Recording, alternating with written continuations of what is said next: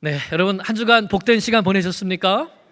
예, 저도 덕분에 지난 월요일에 우리 모처럼 많은 성도님들과 함께 복된 시간을 보냈습니다. 함께 해주시고 또 참여해 주시는 성도님들, 특별히 음식도 맛있었고요. 우리 권사님들 감사합니다. 맛있는 음식과 또 안수 집사님들이 잘 진행해 주셔서 또 사고도 없고 안전하고 참 복되게 전균 수련회를 잘 마쳤습니다. 감사드리고 우리 영상부에서 짧은 영상 하나 준비했는데 함께 잠깐 볼까요? 빨간 빛이 가득해 주는 내 옷 사랑해 이곳은 모인 우리 주가 기뻐하시네 주를 향해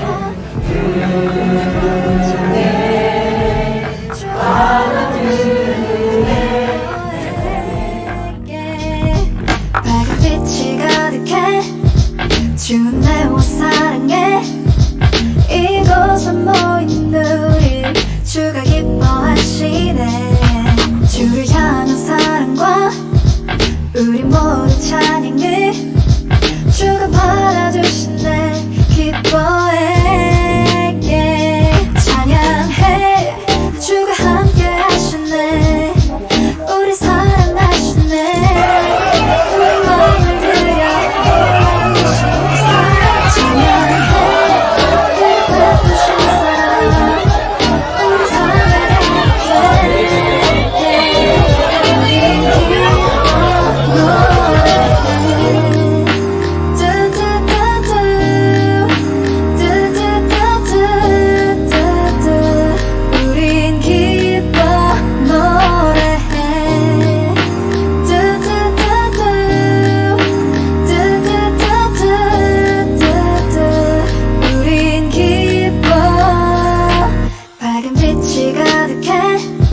주는 내 옷 사랑해 이곳은 모인 우리 주가 기뻐하시네 주를 향한 사랑과 우리 모두 찬양을 주가 받아주시네 기뻐해 찬양해 주가 함께 하시네 우리 사랑하시네 우리 마음을 들여 놀라우신 두 사랑 찬양해 그가 베푸신 사랑 우리 삶에 가득해 우린 기뻐 찬양해. 네, 참 은혜가 넘치고 또 서로 또 격려하고 복된 시간이었습니다. 여러분 베프가 뭔지 아십니까? 베프? 네, 베스트 프렌드. 나의 가장 절친한 친구를 베프라고 하죠. 근데 정말 어떤 사람을 베프라고 할까요? 저 궁금해서 챗 GPT한테 한번 물어봤습니다. 그랬더니 너무 길게 대답을 해가지고 제가 짧게 그랬더니 이렇게 대답했습니다. 베프는 나에게 기쁨을 주고 나를 이해해주며 변함없이 나를 지지해 주어서 내 인생을 더 풍성하고 의미 있게 만들어주는 친구. 이렇게 대답을 하더라고요. 그럴듯합니다. 여러분은 이런 베프가 있으십니까? 네, 아마 많은 분들이 한국에 베프를 두고 오셨을 것 같아요. 아니면 또 미국에서 이런 베프를 만나셨는지도 모르겠습니다. 로빈 던바라는 영국의 인류학자가 있는데요. 이 사람이 연구를 해서 발표를 했는데 사람이 사귈 수 있는 친구가 최대한 몇 명까지냐.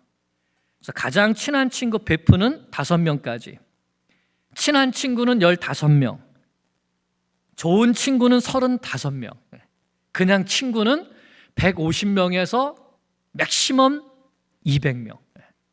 그러니까 내 주변에서 나하고 좋은 인간관계를 맺으면서 친구처럼 지낼 수 있는 사람이 맥시멈은 200명인데 그 중에서 베프는 5명 이렇게 말하더라고요.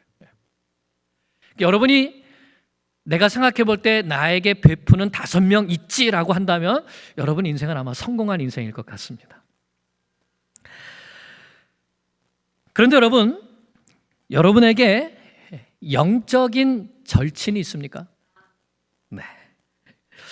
그 사람이 있음으로 인해서 나의 신앙생활이 더 풍성해지고 그 사랑과 함께는 언제든지 나의 죄 문제를 고백하고 함께 하나님 앞에 용서의 기도를 나눌 수 있고 또 언제든지 내가 쓰러졌을 때 찾아와서 일으켜 세워주고 나를 하나님께로 예수님께로 더 가까이 갈 수 있도록 인도해주는 그런 영친, 이런 영친이 여러분에게 있습니까? 오늘 말씀에는 바로 그런 영적인 베프, 영적인 친구가 나오죠. 바로 다윗과 요나단입니다. 골리앗을 물리친 다윗은 순식간에 이스라엘의 영웅이 되었습니다. 그리고 이 일로 인해서 다윗은 영적인 절친을 얻게 되는데 바로 사울의 아들인 왕자 요나단이었습니다. 이후로 요나단은 다윗과 깊은 우정을 나누면서 다윗이 위기를 당할 때마다 다윗을 살려줌을 통해서 하나님의 동력자의 역할을 합니다. 반면에 다윗이 골리앗을 죽인 일 때문에 다윗을 죽이려는 마음을 품은 사람도 있습니다. 누구죠? 네, 사울 왕입니다. 사울은 하나님께서 자신의 뒤를 이어 왕이 되도록 기름을 부으신 다윗을 죽이려고 함을 통해서 하나님의 원수가 되고 말죠. 오늘 말씀을 통해서 우리도 다윗과 요나단처럼 영적인 절친을 얻어서 하나님 나라를 위하여서 함께 헌신하는 그러한 결단이 우리 가운데 있기를 간절히 축원합니다. 자, 그러면 어떤 사람이 영적인 절친일까요? 어떤 사람을 영적인 절친이라고 할까요? 하나님 안에서 같은 마음을 품은 사람이 영적인 절친입니다. 1절 말씀을 같이 봅니다. 1절 시작. 사울에게 말하기를 마침에 요나단이 그를 자기 생명같이 사랑하니라. 아멘. 이스라엘 모든 백성들이 골리앗을 보고는 두려움에 벌벌 떨었습니다. 이것은 사울 왕과 요나단 왕자도 마찬가지였죠. 그런데 목동 다윗이 이스라엘을 대표해서 이스라엘의 챔피언으로 나아가서 골리앗을 죽이고 그 골리앗의 머리를 가지고 왔습니다. 그 모습을 보면서 요나단의 마음이 다윗의 마음과 하나가 되었다는 것입니다. 여기에서 하나가 된다는 이 말은 쇠사슬로 고리를 매듯이 끊어질 수가 없죠. 쇠사슬로 고리를 매듯이 절대로 끊을 수 없는 그렇게 연결되었다 하는 뜻입니다.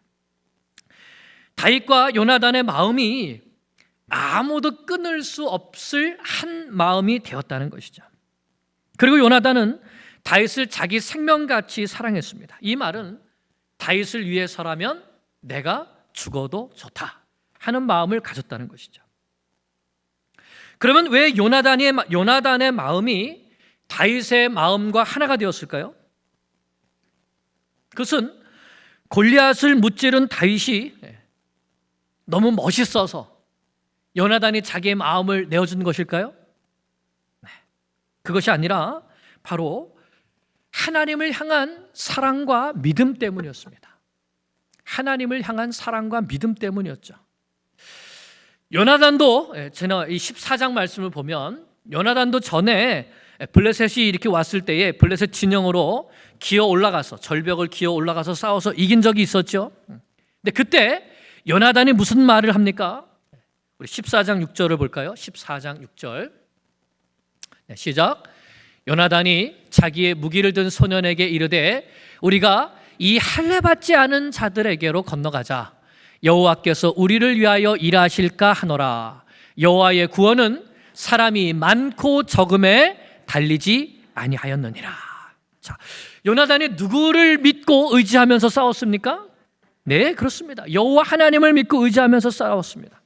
요나단에게도 하나님을 깊이 사랑하는 마음과 하나님의 명예를 위하여서 하나님을 의지하고 싸우려는 믿음이 있었던 것이죠.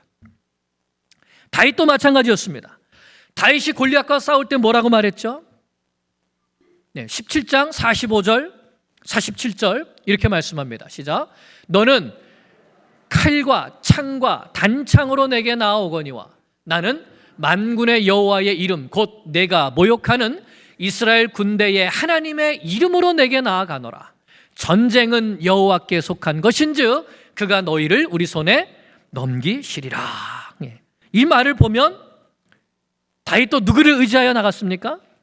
하나님을 의지하여 나갔죠. 하나님을 깊이 사랑하는 마음을 가지고 하나님께서 승리를 주신다는 믿음으로 나가서 싸워서 승리했던 것입니다. 그러므로 다윗이나 요나단이나 서로 어떤 마음을 가지고 있습니까?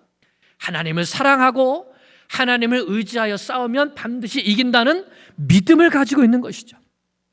요나단이 다윗에게 있는 그 하나님을 향한 사랑과 믿음을 한눈에 알아보고 둘이 마음이 하나가 된 것입니다.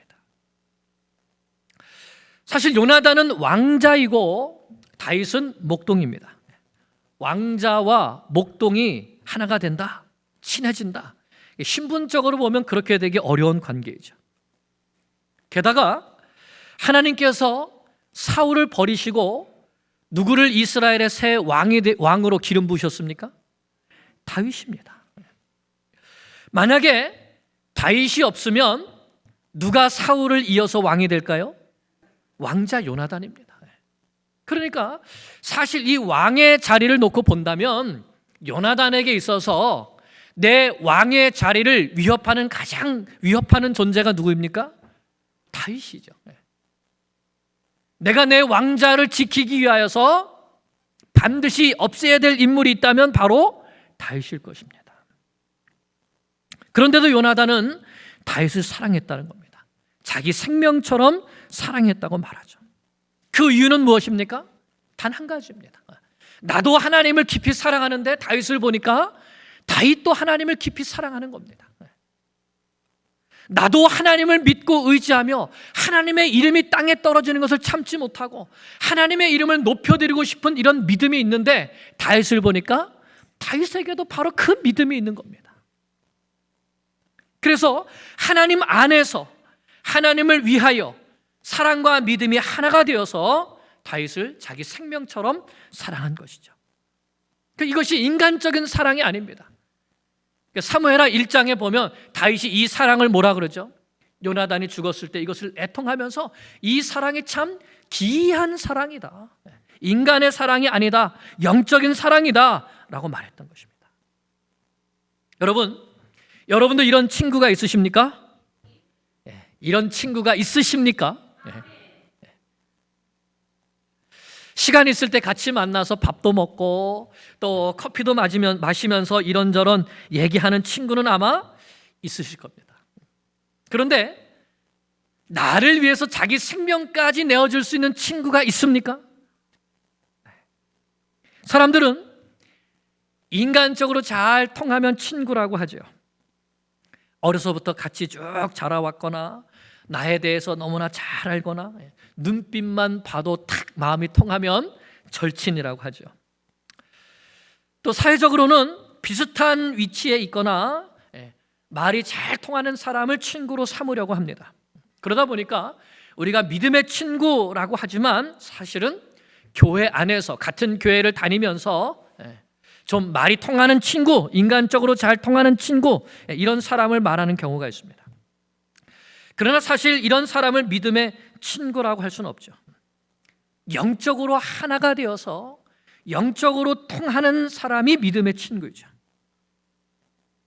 서로에게 어떤 어려움이 있을지라도 함께 눈물을 흘리면서 기도해주고 믿음을 잃지 않고 하나님만 바라보도록 격려해주고 하나님의 말씀으로 바른 방향을 제시해주고 친구를 바르게 가기 위하여서 나의 어떠한 희생도 감수하려는 친구가 바로 믿음의 친구이죠. 한마디로 하나님을 더 사랑하게 해주고 하나님을 더 잘 믿게 해주는 친구가 영적인 친구가 아니겠습니까? 이런 친구가 있으십니까? 믿음의 동력자도 마찬가지죠. 우리가 한 교회에 있고 또 한 교단 안에 있다고 해서 믿음의 동력자라고 할 수 없습니다. 동력자는 같은 마음, 같은 믿음, 같은 사랑, 같은 목표, 같은 스피릿을 가지고 함께 하나님의 나라를 위하여서 나아가는 사람이 동력자이죠.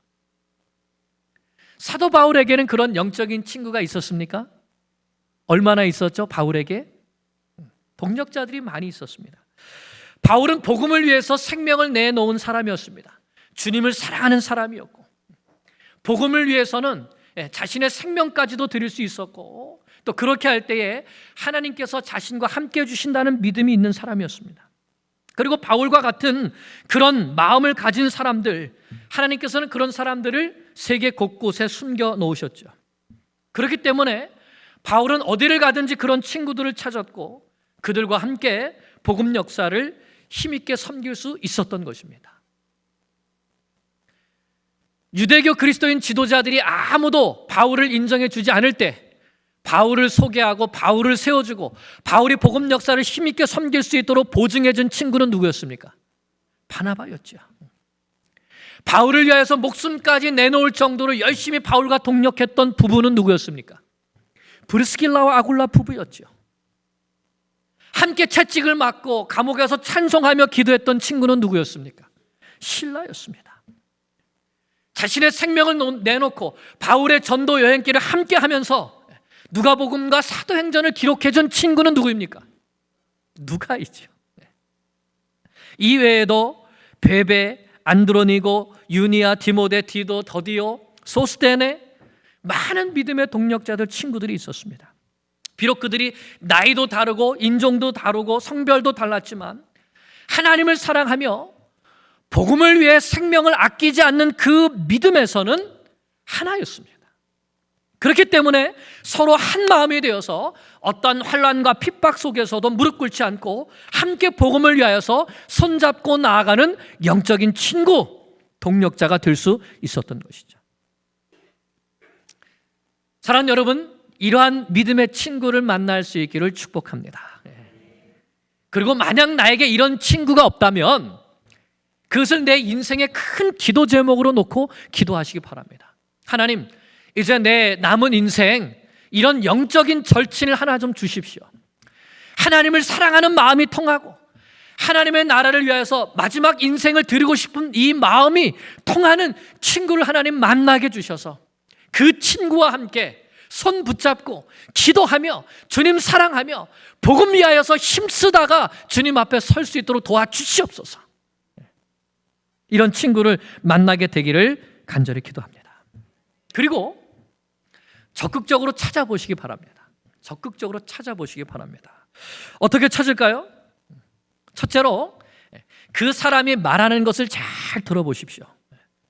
함께 같이 만나면 무슨 얘기를 자주 하는가? 무슨 얘기를 즐겁게 하는가? 세상 얘기를 즐겁게 하는가? 아니면 하나님 나라와 이 복음과 영적인 이야기를 즐겁게 하는가? 그걸 간만에 보면 이 사람의 마음속에 뭐가 있는가를 알 수 있습니다. 둘째, 그 사람이 어디에 관심을 가지고 있는가 한번 보십시오. 영적인 일에 관심이 있는가? 세상적인 일에 관심이 있는가? 셋째, 그 사람이 어디를 즐겨가는가? 그거를 보십시오. 세상적으로 재미있는 곳인가? 아니면 하나님을 섬기고 헌신하시는 곳인가?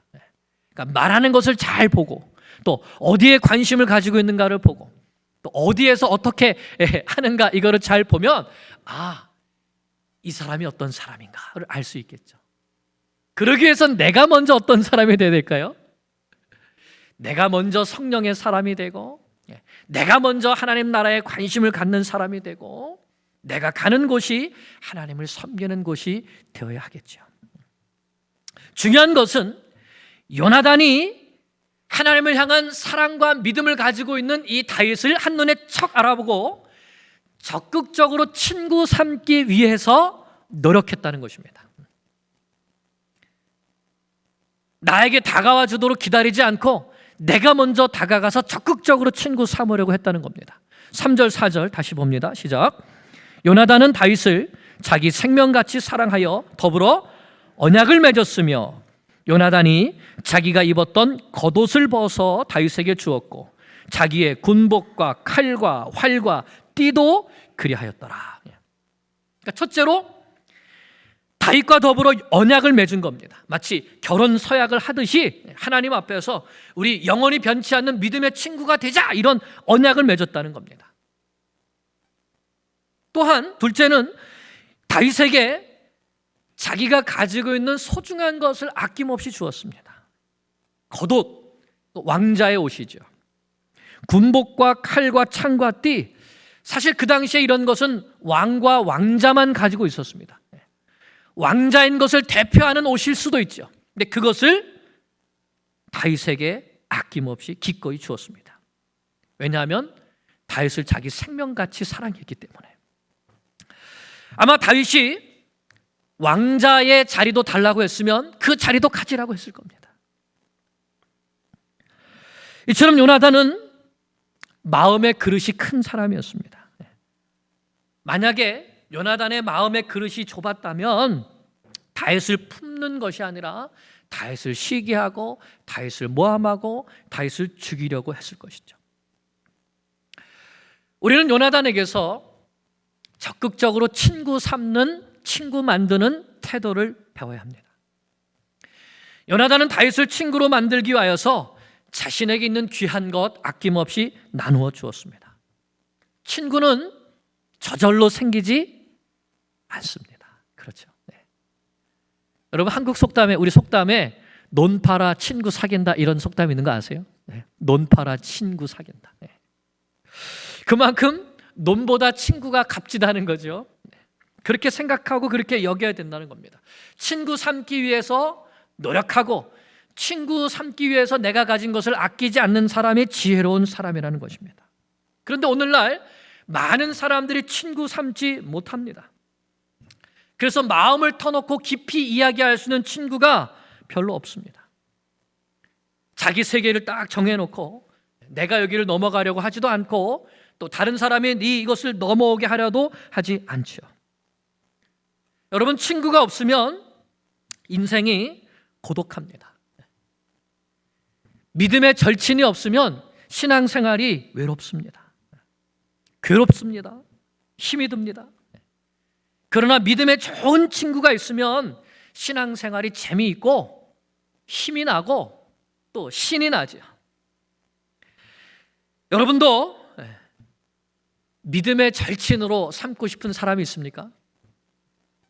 저 사람을 좀 내가 나의 좀 친구 삼고 싶다. 함께 있으면서 함께 하나님 나라 위해서 좀 함께 좀 달려가고 싶다. 이런 사람이 있습니까? 그런 영적인 소원을 가지십시오. 그 사람이 나에게 다가와서 친구 삼아주기를 기다리지 말고 요나단처럼 먼저 찾아가서 언약을 맺고 적극적으로 자신의 것을 주면서 영적인 친구를 삼으시기 바랍니다.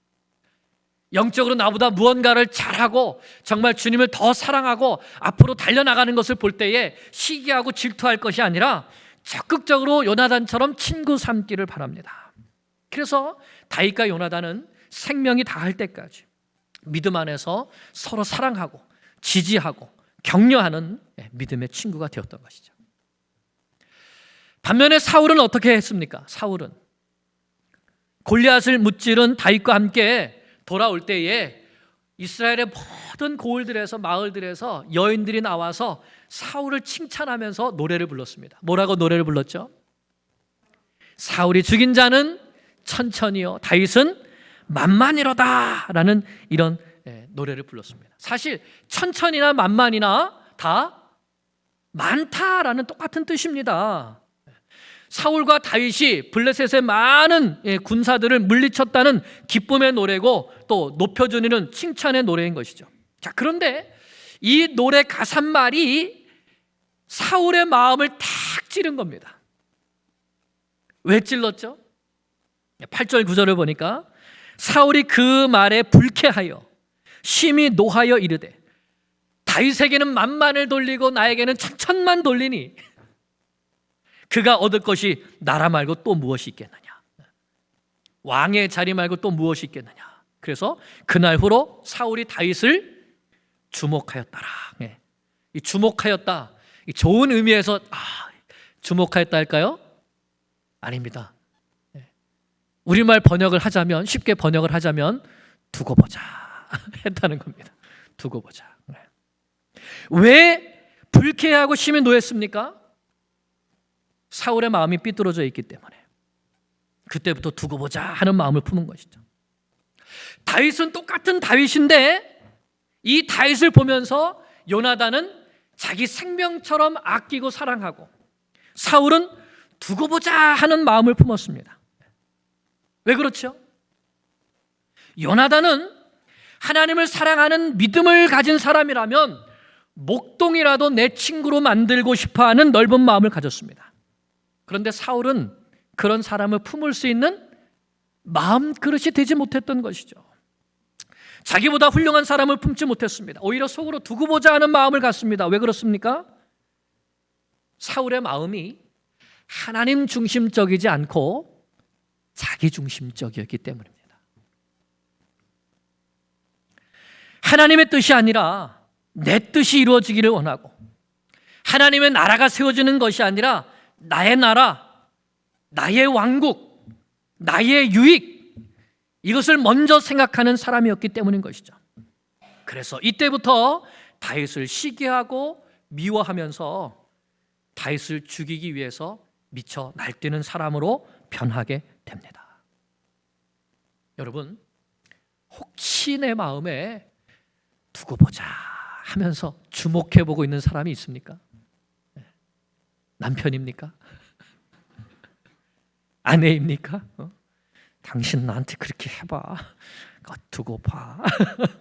자, 이런 마음이 있다면 문제는 누구에게 있을까요? 누구에게 있습니까? 나에게 문제가 있다 생각하시면 틀림없습니다. 훌륭한 지도자가 되려면 마음이 넓어야 되죠. 내 마음이 넓어야 나보다 내 밑에 나보다 더 훌륭한 사람들을 많이 둘 수 있는 사람이 훌륭한 사람입니다. 다 나보다 못한 사람만 내 밑에 두려고 하는 사람은 뭐 조폭입니까? 그 사람은 크지 못하는 거예요. 그러나 믿음 안에서 믿음의 사람들을 알아봐주고 그 사람들을 격려해주고 그 사람들을 품어서 함께 하나님의 나라를 위하여 나아갈 수 있도록 이 사람 저 사람 품어주는 그 사람이 바로 믿음의 영웅인 것이죠.